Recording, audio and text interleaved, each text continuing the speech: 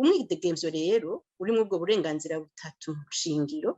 ni nk'uburyo bufasha umunyagihugu ashobore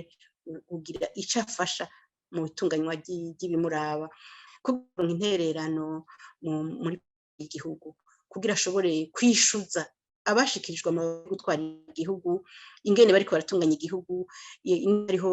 imigambi yo guteza imbere abanyagihugu, kugira ngo ashobore kugira gufasha muri iyo migambi, nuko aba ashobora kwinjira mw'ishirahamwe yinjiye atamusunikano,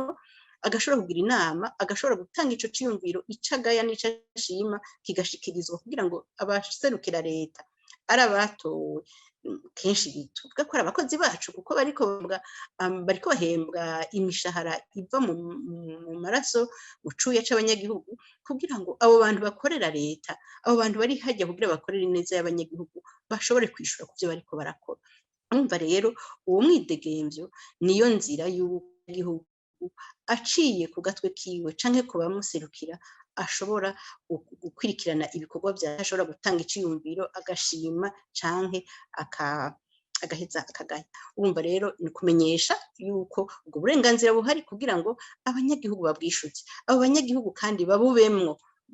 ntibagire ngo bararindiriye ubakorera mugabo ubwo nzira bashobore kubamwo, bashobore gukoresha ibijanye n'ubwo burenganzira bongere babwishuze. Ica kabiri ni ukugira duhimirize leta twerekane ingene ubwo burenganzira, ingene umwidegemvyo uhagaze mu gihugu, ko ari umwidegemvyo yuko ari uwuzibira ahera amaboko mu mugongo abanyagihugu canke ari uwuguruye kuko abantu bidegemvya. Ikindi naco ni kugira ngo duhimirize leta kugira ngo yikebuke, irabe imigambi inzandiko, amategeko, inyifato n'imvugo y'abanyagihugu